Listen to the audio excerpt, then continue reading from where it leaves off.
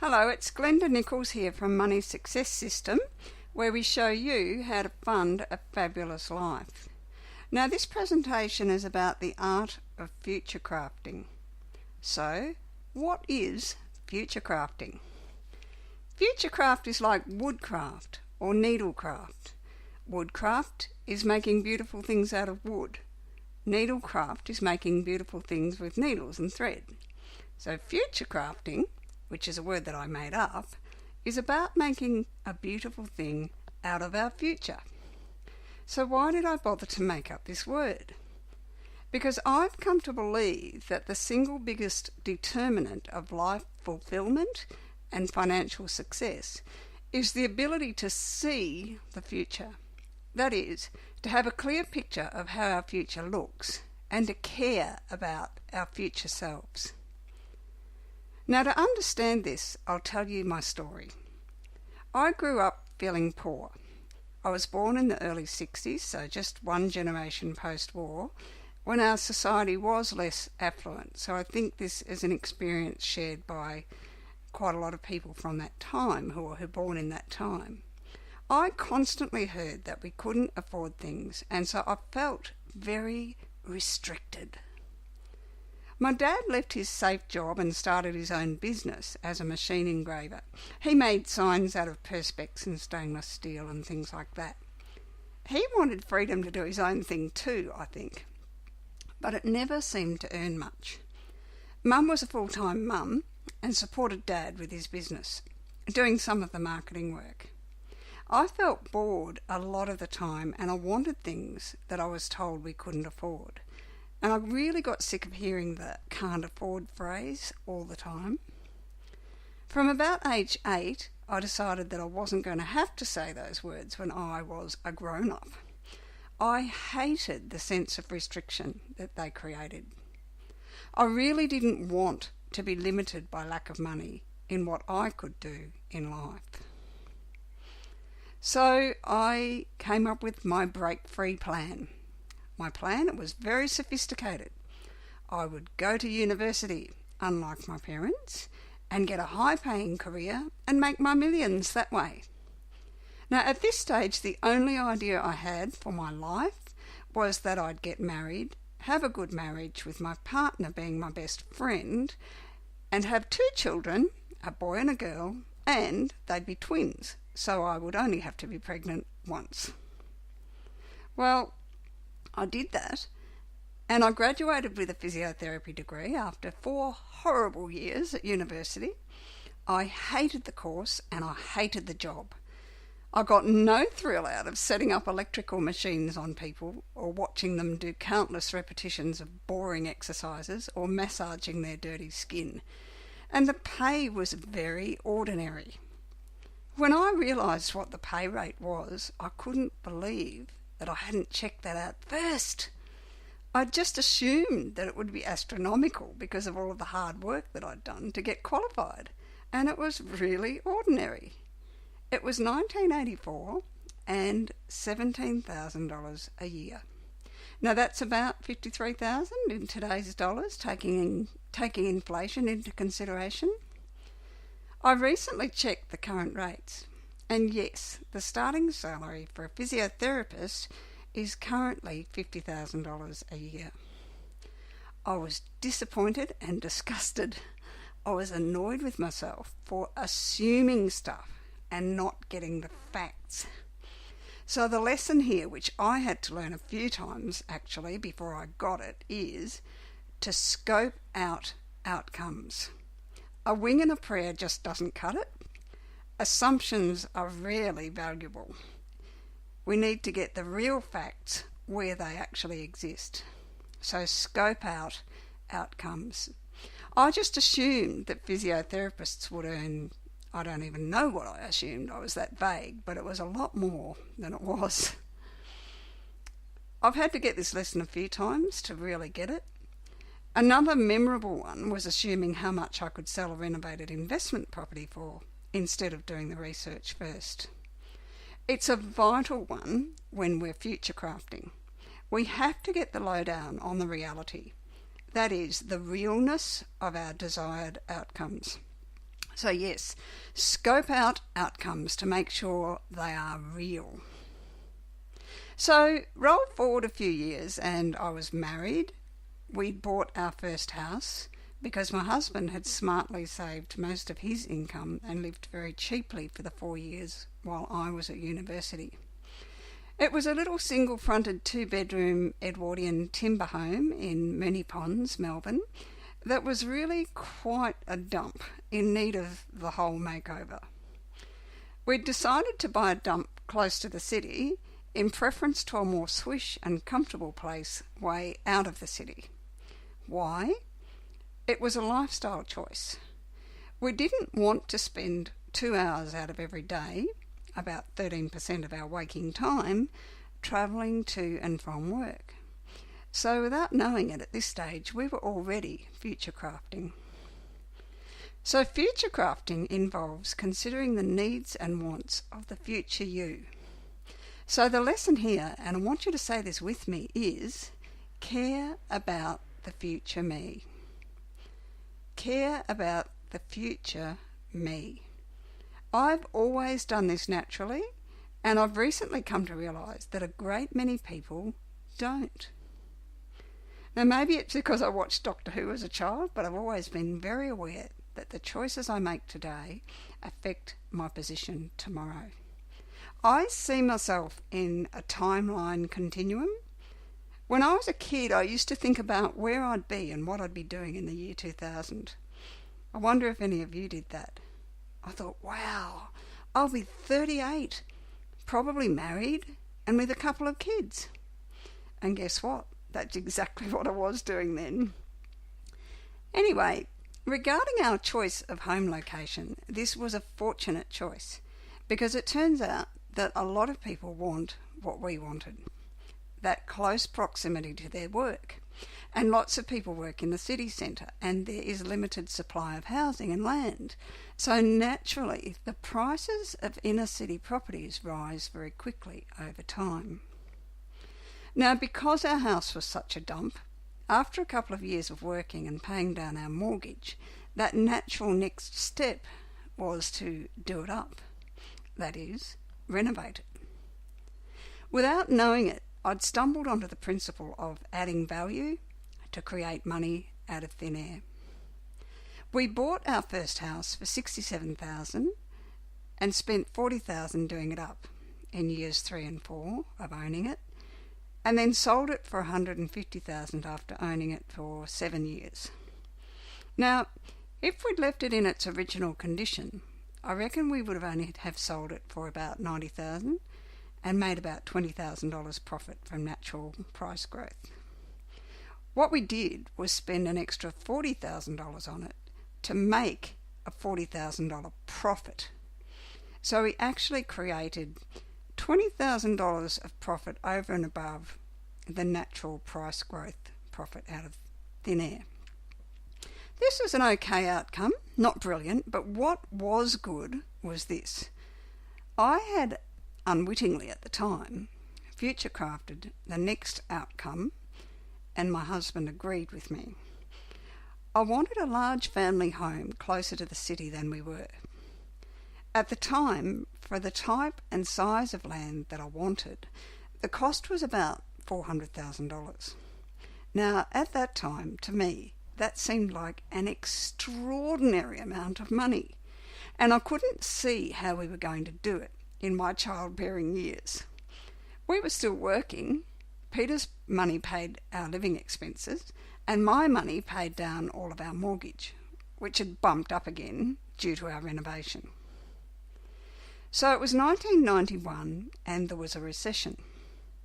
It occurred to me that because of the recession, the price differential between the larger and smaller homes might be less. So even though we were perfectly comfortable in our little cottage with its now beautiful garden and a few doors left to paint, I thought that this might be our big opportunity. So we started looking. On the day that we bought our 3-bedroom, solid brick Californian bungalow in a closely guarded pocket of Ascot Vale in Melbourne, several things transpired in our favour. We got it for $325,000, and the neighbour snorted with some disgust and said, "You just bought a very cheap house. 1 year ago that would have sold for $380,000. So now we had our large family home, just where I wanted it, and guess what? It was a dump too. Not quite as bad as the first one, but nevertheless the same process of renovating followed. So up went the mortgage, and once again we continued to pour all of my income into reducing that. Now at this stage, by the way, I was working as a computer programmer and really loving what I did, so working wasn't a problem. In the earlier days when I so hated being a physiotherapist, my desire for wealth, or at least no restriction by lack of money, was superseded by a desire for a daily occupation that I enjoyed. There was no point in having plenty of money if I had to drag myself through a thick black cloud of misery every day. So during my search for a new occupation, I did an aptitude test, and that showed that I would make a good computer programmer. So I launched into that, and it was correct. I was good at it, and I loved it. And this is why I was happy to work for several years in this profession while paying down our home mortgage and renovating. So what I learned here was that for me, life enjoyment equals loved employment. And I think that's the case for a lot of people as well. Actually, what I have gradually come to realise is that my highest value is freedom. And finding an occupation that I loved felt like freedom to me. While I was doing something I hated, I once again felt trapped and restricted. And at that stage I was more restricted by my first choice of profession than by money. So that was my main point of unhappiness that needed undoing. And this is another principle that I teach actually, and that is always undo unhappiness.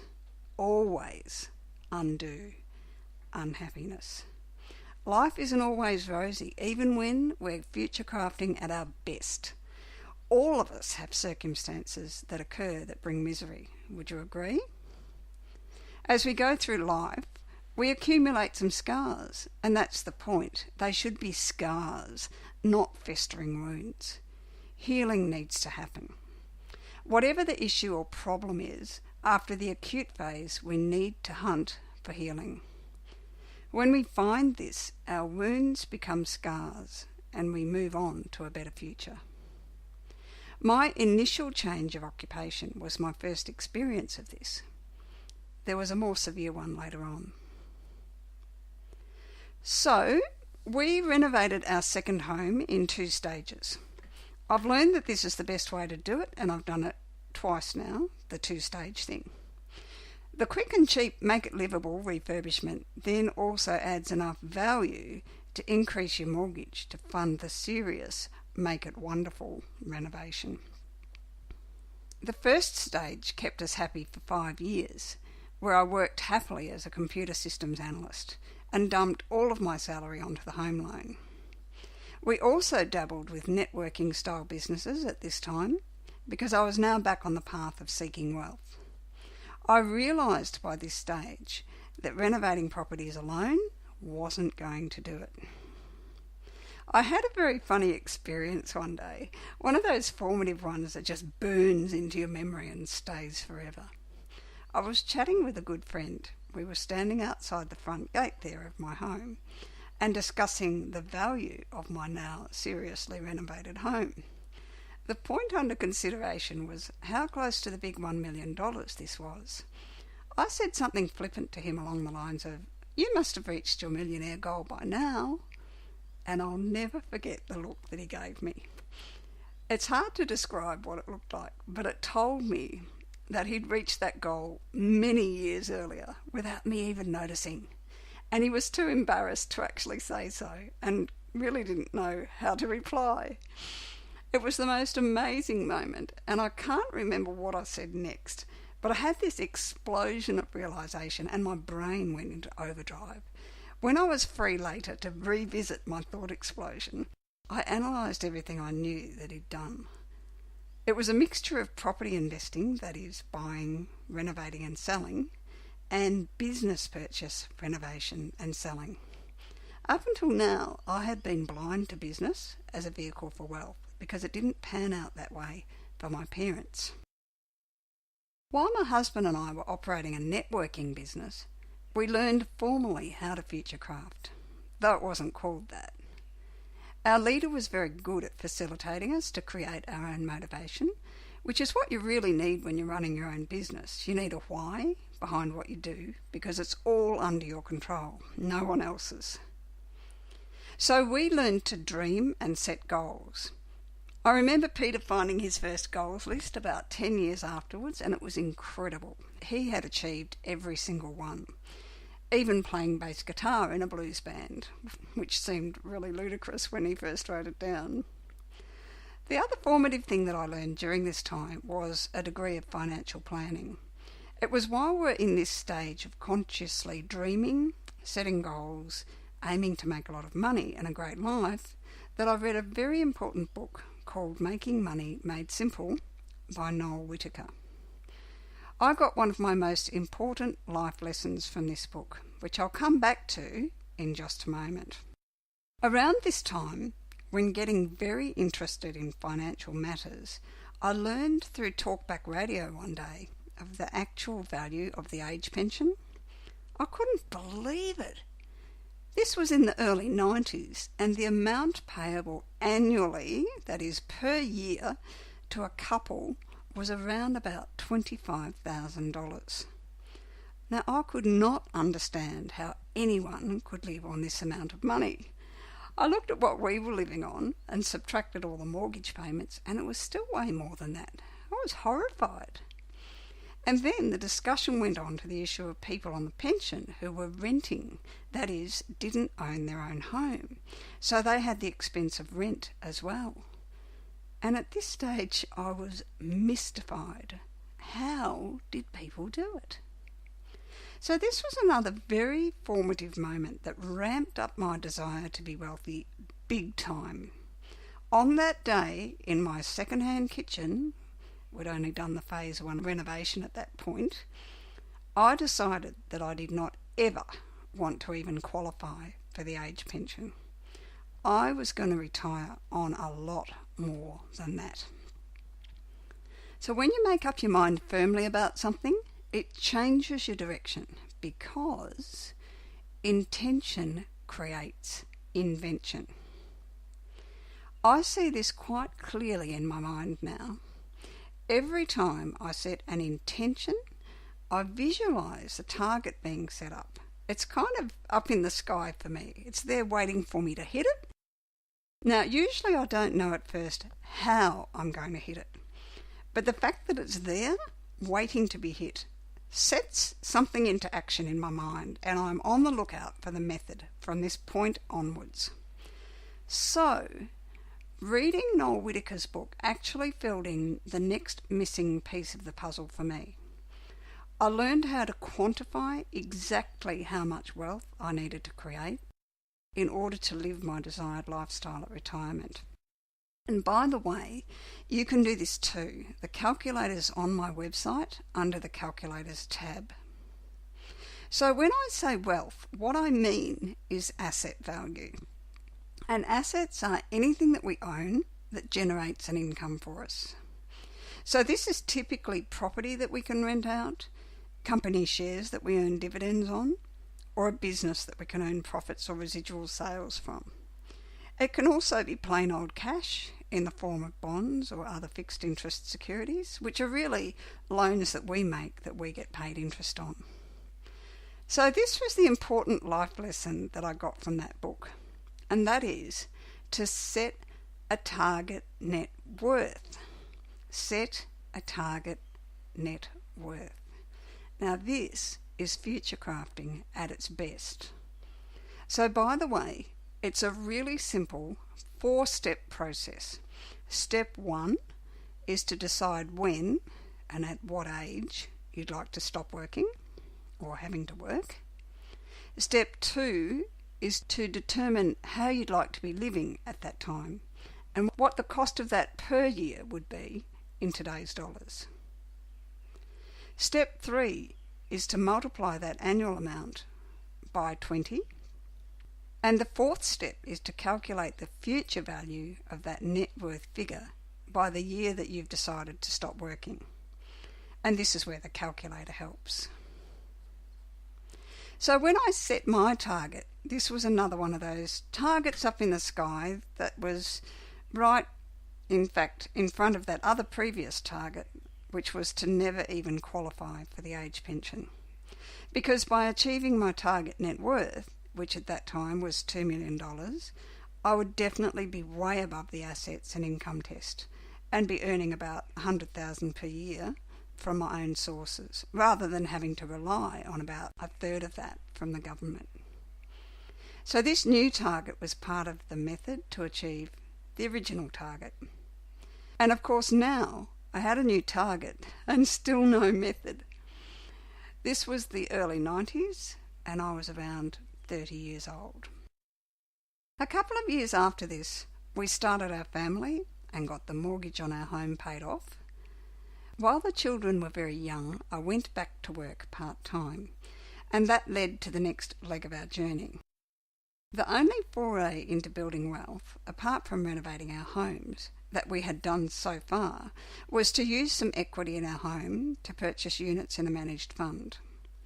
We watched the value of that decline steadily for a few years before it finally turned around and climbed back to somewhere acceptable. Not very exciting and not an inspiring strategy to continue at that stage.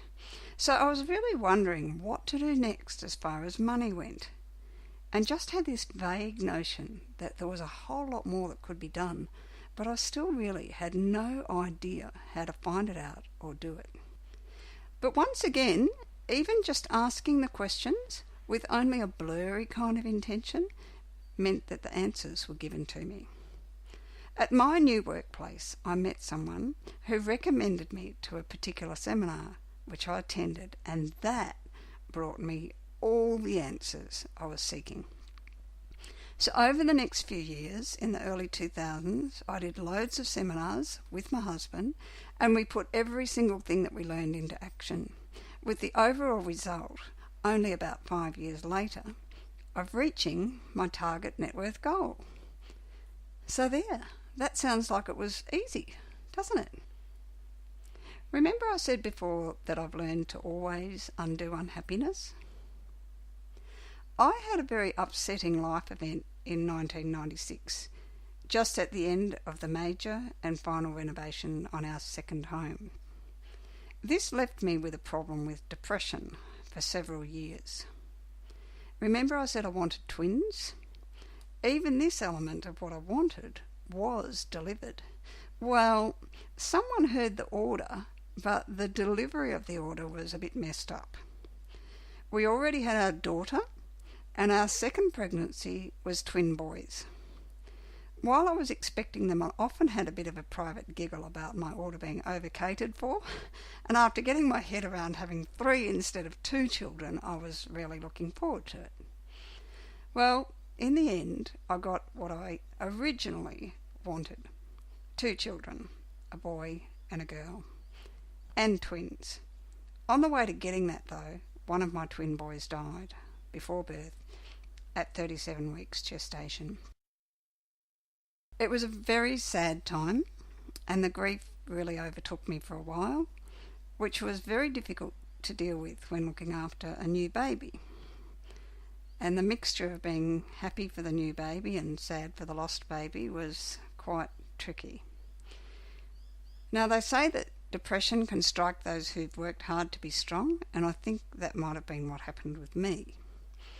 About 10 months after our sons were born, I reached a stage of malfunction where the diagnosis of depression was made. So, I was on antidepressants for several years, which helped, and I finally decided to get off them. Interestingly, the psychiatrist didn't agree with me deciding to get off them, and when I said thank you and goodbye to him, his parting words were, "You'll be back." I never was and never will be. The main thing here again was intent. I didn't like feeling how I felt, and I believed that it was healable. A very wise friend said there will always be scars. This set up an expectation for me of reasonable healing, and I think that if we expect magic to suddenly take all the badness away quickly when bad stuff happens, we can get stuck and the wound festers. Anyway, I found counselling in the whole area of releasing some stuff I was holding on to unnecessarily, and that helped me immensely. And after a few years of calmness but not quite feeling myself, I gradually took myself off the antidepressants. And during the whole experience of learning to build wealth, I discovered some mindset alterations and ways of thinking and perceiving which helped immensely as well. So I guess I'm sharing all of this to make a point. Futurecrafting involves setting clear intentions for our future. When we set identity-driven goals and create vision boards, say affirmations, program our subconscious minds, which are some of the things I now step people through, we are creating a roadmap for a fabulous life. Now, this doesn't mean that there won't be traffic jams or detours or accidents like the ones that I had. There will be. I've experienced this, and I'm sure each of you have too. The point is that when you have got a clear vision of where you want to be, you've got a map to use. You use this map when you get taken on detours and stopped in snarls and mishaps. And it's the map, plus the power of intention with which you've created that map, that gets you back on track. When you futurecraft powerfully, I believe, from a point of authenticity, then you can almost guarantee your future. Now, some of you may be wondering, even though it's not our main topic, how I reached my target net worth. Well, just so that you can put that part of your brain to rest and sleep tonight, I'll tell you. It is, of course, another big story in itself, but very long story short, it was through various property and share market strategies, as well as moving to run our own businesses and setting up the correct structures through which to do all of this. So the biggest contributors to reaching my target were residential property value growth, which was helped by renovating well, running our own businesses and charging more for the value that we add, and company share selection and paying attention to market events and commentary and making good decisions about when to buy and sell. So, about 7 years ago, I realised that we'd achieved our target net worth goal. In fact, I realised that I'd achieved all my dreams and goals. I had the home and family that I'd wanted. Our children were turning out to be the capable, contributing and fun people that I'd helped shape them to be. I'd had a fulfilling job. I'd had good results with my investing activities. We'd had some incredible adventures travelling as a family and with groups of other people and successful businesses. So we could have retired then and lived a quiet and peaceful life on a beach somewhere, being fully funded by our investments. As great as that felt, it wasn't what I or my husband wanted at this stage. So I feel that I have to add something else at this point. One of the things that mattered hugely to me when I was a teenager was to find the perfect partner and have a good lifelong marriage. I saw this as an absolute key to my happiness. This also manifested itself very early for me, and I'll tell that story another day. I mention this now because that element of my life has greatly contributed to my future crafting and the fact that my and our joint goals have been achieved. My success is really our success. I'm just the one who is maybe the prime mover and tells the story. But my husband Peter has contributed immensely on our journey, and we've done all of our education and investing together. If you're a single person, of course you can do all this. It's really important though to get a great team around you to support you on your journey. If you're someone who's experienced a relationship breakdown or divorce, you'll know how badly this can set you back, both financially and emotionally. Now, I can't speak from my own experience here, but I do believe that whatever our setbacks are or have been, we can always craft our future from today onwards. So just know that from this moment on, the formation of a quality support team is vitally important for you.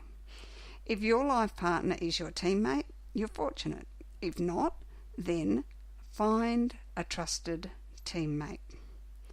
The power of two or more minds to consider an issue or solve a problem is huge. We all need this kind of leverage. If you're someone who wants to create a fabulous life by crafting a fabulous future, then the biggest favour that you can do yourself is to do it with like-minded people. Be intentional about it and do it with at least one friend, if not your partner. This is one reason I now help people in this area. I have a few programs ranging from baby bear to father bear programs, and they all involve elements of future crafting alongside other people. After realising I'd achieved all my goals, I set some new ones. This involved moving interstate to a warmer, sunnier climate, home renovation number 3 to create a fun and separated space for teenagers, and starting a new business that I could run from home that wouldn't compromise my freedom. I wanted the next season of my life to be about empowering other people to live their best life by teaching from my experiences and knowledge, and this is what I now do. I have a high value on freedom, so a lot of my teaching is pre-recorded and accessible online. This also makes it more affordable and flexible for my clients. However, I also love a certain amount of personal interaction and care of others, so I include some personal and group coaching. So now I'm loving constantly creating new content for my educational programs and exercising my passion to help others futurecraft and create fabulous lives for themselves. So in summary, futurecrafting is the deliberate and considered creation of a fabulous life. Every moment left for us is our future. Our future is not just that elusive space called someday. It's this afternoon, it's tomorrow, it's next week as well as next year. There's no point in striving to make money just for the sake of it, because we assume that money alone will make us happy or solve all our problems. There's every point to making money in order to support a set of desired outcomes for our future, and every probability that we will be successful in reaching our financial goals because they're supported by a strong, future-crafted vision.